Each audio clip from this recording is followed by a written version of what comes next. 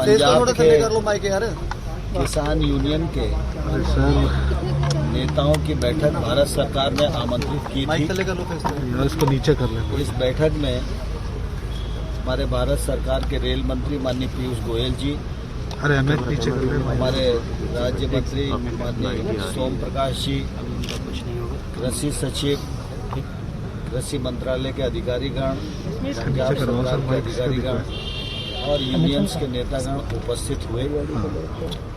काफ़ी लंबी चर्चा हुई और यूनियंस के लोगों ने अनेक विषय हम लोगों के सामने रखे।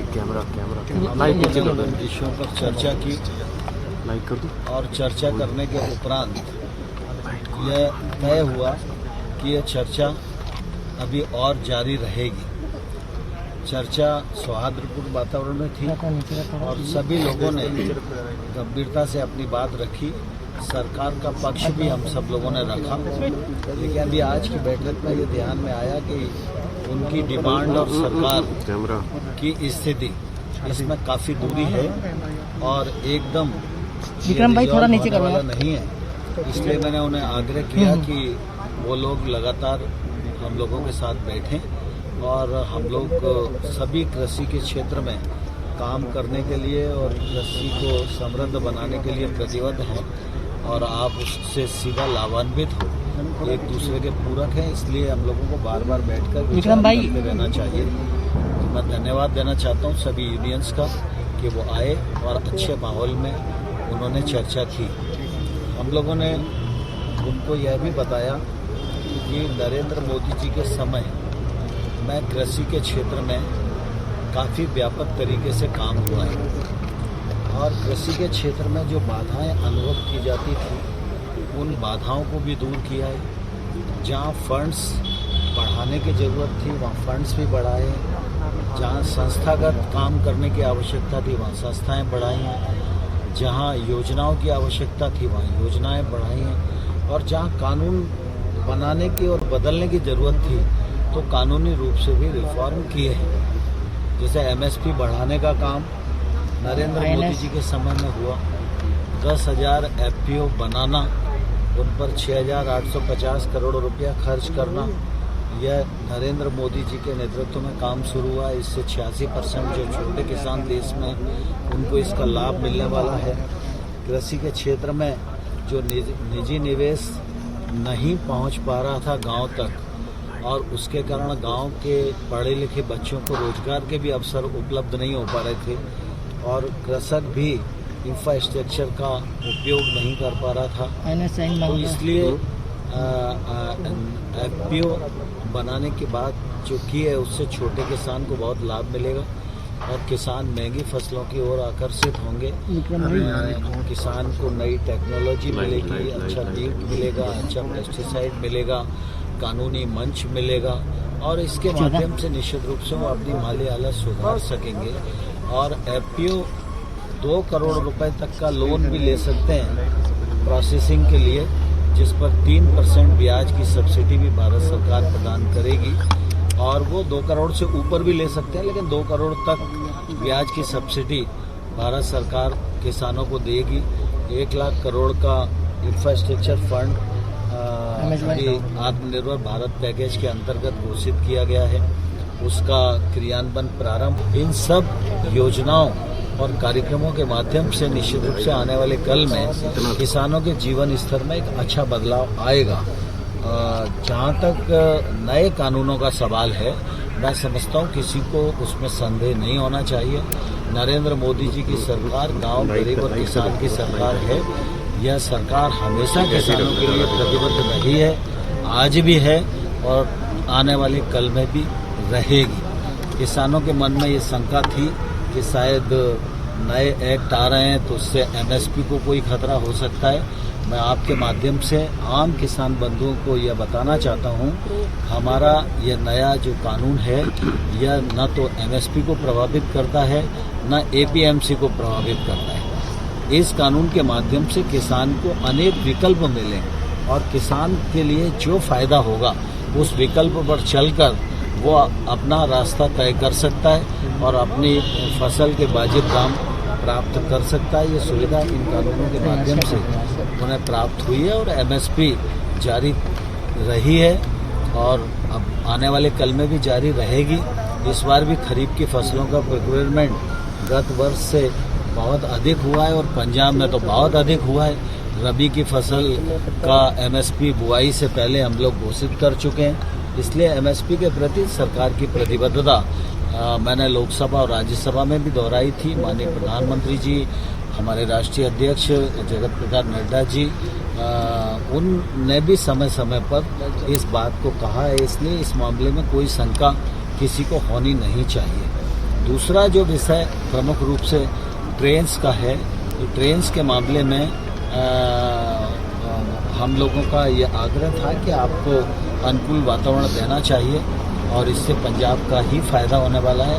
पंजाब के किसानों को कल यूरिया पहुंचना है तो ट्रेन से पहुंचेगा, खाद्य सामग्री पहुंचनी है तो ट्रेन से पहुंचेगी और जम्मू कश्मीर, लद्दाख, वहाँ मिलिट्री को, जनता को जो सब राशन पहुंचना है उसका माध्यम भी एक ट्रेन ही माध्यम है।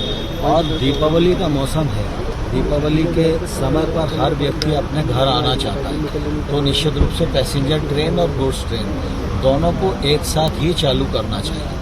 उन लोगों का मत था कि एक ही ट्रेन चालू हो, लेकिन हम सब जानते हैं कि रेलवे डिपार्टमेंट हो या दूरसंचार मंत्रालय हो, ये ऐसे मंत्रालय हैं कि ये कोई राज्य सरकार या किसी व्यक्ति या किसी संस्था के कहने से नहीं चलते। इनका देशव्यापी ऑपरेशन है और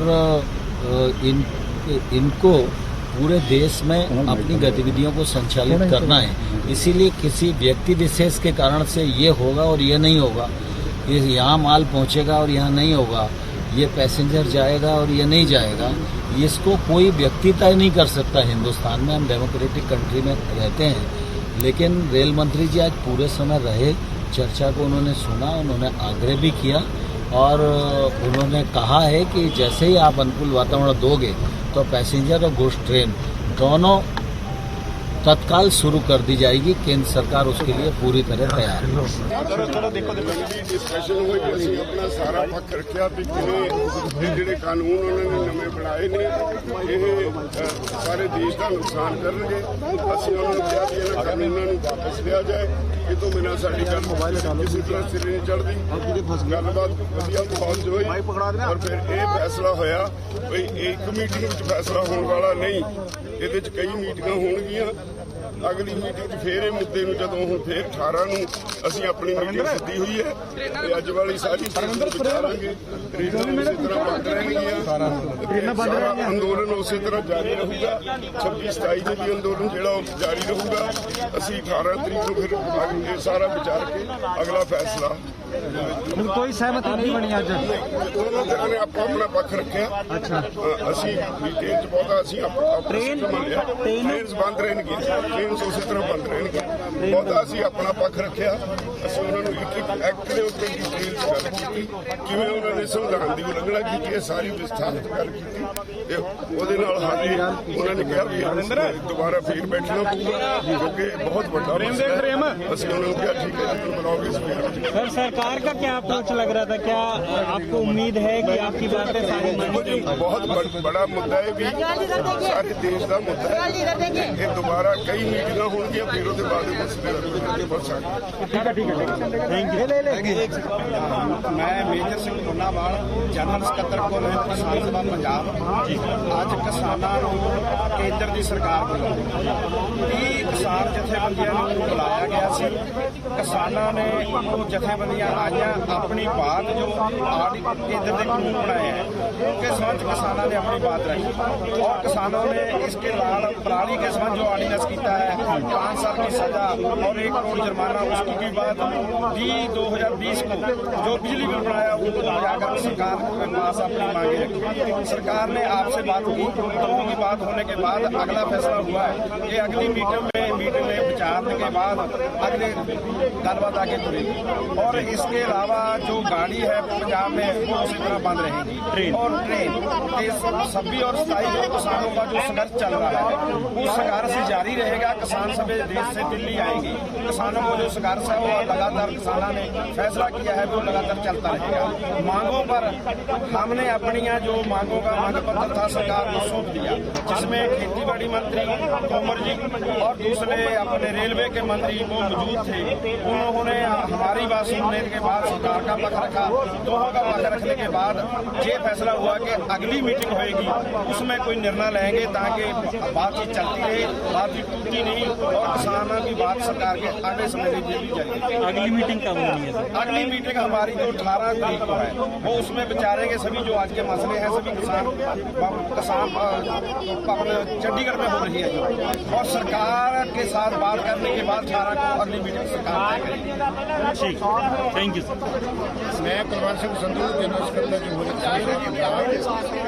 ਅੱਜ ਦੀ ਮੀਟਿੰਗ ਸਾਡੀ ਕੇਂਦਰੀ ਖੇਤੀਬਾੜੀ ਮੰਤਰੀ ਤੇ ਰੇਲਵੇ ਮੰਤਰੀ ਵੱਲੋਂ ਸੱਦੀ ਗਈ ਸੀ। ਉਹਦੇ ਵਿੱਚ ਸਾਡੀਆਂ 30 ਜਥੇਬੰਦੀਆਂ ਸ਼ਾਮਲ ਹੋਈਆਂ। ਅਸੀਂ 31 ਅਸੀਂ ਬੜਾ ਚਾਰ ਤੰਦ ਦੇ ਨਾਲ ਆਪਣੀ ਜ਼ਿੰਮੇਵਾਰੀ ਨਾਲ ਉਹਨਾਂ ਨੂੰ ਇਹ ਕਹਿਣ ਦੀ ਕੋਸ਼ਿਸ਼ ਕੀਤੀ ਆ ਕਿ ਤੁਸੀਂ ਜਿਹੜੇ ਕਾਨੂੰਨ ਲਾਏ ਆ ਕਿਸਾਨ ਵਿਰੋਧੀ ਆ, ਲੋਕ ਵਿਰੋਧੀ ਆ, ਕੰਜ਼ਿਊਮਰ ਦੇ ਵੀ ਖਿਲਾਫ ਇਹਨਾਂ ਕਾਨੂੰਨਾਂ ਨੂੰ ਵਾਪਸ ਲਓ। ਜੇ ਤੁਸੀਂ ਇਹ ਰੱਖਣਾ ਚਾਹੁੰਦੇ ਆ ਕਿ ਸਾਡੀ MSP C2 plus 50% ਪ੍ਰੋਫਿਟ ਨਾਲ ਸਵਾਮੀਨਾਥਨ ਕੋਲ ਰੱਖੀ ਜਾਵੇ ਤੇ ਸਾਰੀਆਂ ਹੀ ਫਸਲਾਂ ਜਿੰਨੇ ਵੀ ਪ੍ਰੋਡਿਊਸ ਕਰਦੇ ਉਹਨਾਂ ਦੀ ਸਰਕਾਰੀ ਖਰੀਦ ਦੀ ਗਰੰਟੀ ਹੋਵੇ ਤਾਂ ਕਿ ਜਿਹੜੇ ਗਰੀਬ ਲੋਕਾਂ ਨੂੰ ਅਨਾਜ ਦਿੱਤਾ ਜਾਵੇ। ਉਹਦਾ ਉਹਨਾਂ ਨੂੰ ਕੋਈ ਜਵਾਬ ਨਹੀਂ ਆਇਆ। ਉਹਨੇ ਕਿਹਾ ਅਸੀਂ ਤੁਹਾਡੀ ਗੱਲ ਸੁਣ ਲਈ ਹੈ, ਪਹਿਲਾਂ ਅਸੀਂ ਇਹ ਸਮਝੇ ਨਹੀਂ ਸੀ, ਅਸੀਂ ਸਮਝਣ ਦੀ ਕੋਸ਼ਿਸ਼ ਕੀਤੀ ਹੈ, ਦੁਬਾਰਾ ਮੀਟਿੰਗ ਕਲੀਅਰ ਕਰਾਂਗੇ। ਪਰ ਸਾਡਾ ਅੰਦੋਲਨ ਜਿਹੜਾ ਆ 26 ਤਾਰੀਖ ਨੂੰ ਅਸੀਂ ਦਿੱਲੀ ਜਾਣਾ ਉਹ ਆਵਾਂਗੇ ਤੇ ਜਿਹੜਾ ਅੰਦੋਲਨ ਪਿੱਛੇ ਚੱਲ ਰਿਹਾ ਇੱਦਾਂ ਚੱਲਦਾ ਰਹੇਗਾ। ਅਗਲੀ ਮੀਟਿੰਗ ਸਾਡੀ 18 ਨੂੰ ਹੋਊਗੀ। 18 ਤੋਂ ਬਾਅਦ ਦੁਬਾਰਾ ਸਾਡੀ ਮੀਟਿੰग ਕਰਾਂਗੇ। और ट्रेन जो है वो बंद रहेंगी। ट्रेन जो हो रहे हैं कि दोनों चलाएंगे। हम बोल रहे थे कि पहले गोल्ड ट्रेन चलाओ, ज़्यादा पंजाब में खाद की पूरे की जो इंडस्ट्री का सामान पड़ा है, जो दुकानदारों का सामान रखा हुआ है, व्यापारी वर्ग का सामान रखा हुआ है, पहले वो जरूरत है। वो सवारी गाड़ी है पैसेंजर का तो मार्च से बंद है, हमने तो बंद की नहीं, कोरोना करके बंद है। तो कोरोना भी हटा भी नहीं, सारे हिंदुस्तान में पैसेंजर गाड़ी सारी नहीं कर रही, कम थोड़ी कर रही।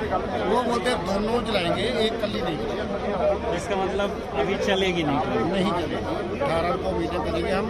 वो सिर्फ जैद है उनकी, जैद मैंने मुंह से निकाल दिया तो निकाल दिया। हमने बोला कि लॉजिक दसो आपके पास क्या है। दिवाली निकल गई, फौजी लोगों ने छुट्टी आना था वो भी टाइम निकल गया, दशहरा भी निकल गया। अब कौन सा काम जरूरी है जो करते हैं। आज हम चाहते थे कि पंजाब को तोहफा देना चाहिए, आज मालगाड़ी चलानी चाहिए और आपके लिए भी अच्छा होगा क्योंकि दिन है हिंदुओं का भी सिखों का भी दिन है, सभी लोग चाहते हैं। हम अपनी जथेबंदी की तरफ से जो रेलवे स्टेशन के पास बैठे हैं किसान, टोल प्लाजा पर बैठे हैं या लाइन्स के पंपों पर बैठे हैं, वहाँ आतिशबाजी भी करेंगे, विशालबाजी भी करेंगे गाँव में। इस दिवाली को हम चढ़ती कला में रखेंगे कि इतनी जथेबंदियाँ 1.5 महीने से लंबा स्टेज कर रहे हैं और विदाउट प्रोवोकेशन कर रहे हैं। शांत में थैंक यू। प्रेसिडेंट भारतीय किसान यूनियन। जी सर, जो आज मीटिंग चली, केंद्रीय कृषि मंत्री भी थे और रेल मंत्री भी थे, क्या बात हुई और क्या अगली मुलाकात कब होगी? जो केंद्र सरकार ने 3 कानून जारी किए हैं पहले, इसके बाद इन्होंने एक कमीशन बनाने के लिए पहली मीटिंग काफी ज्यादा नाराज एक्ट है। ये सारे मुद्दे बहुत डिटेल पे बातचीत हुई और हमने अपना पक्ष थ्रेड बेयर एक सेक्शन पे हमने उनको समझाने की कोशिश की और उन्होंने कहा कि हम इसको जो आपने कहा है इन राइटिंग में लेके आए हैं, इस पे हम अपने डिपार्टमेंट में चर्चा करेंगे और एक मीटिंग में ये मसला हल होने वाला नहीं है। 18 तारीख को हमारी मीटिंग है चंडीगढ़ में, उसके बाद फिर हमारी मीटिंग यहाँ बुलाएंगे। कई मीटिंग से पहले हम बड़ा क्लियर है कि इस तरह बड़ा मुद्दा एक मीटिंग में हल होने वाला नहीं जी। और अगली मीटिंग कब होगी सर? 18 के बाद लोग बुलाएंगे।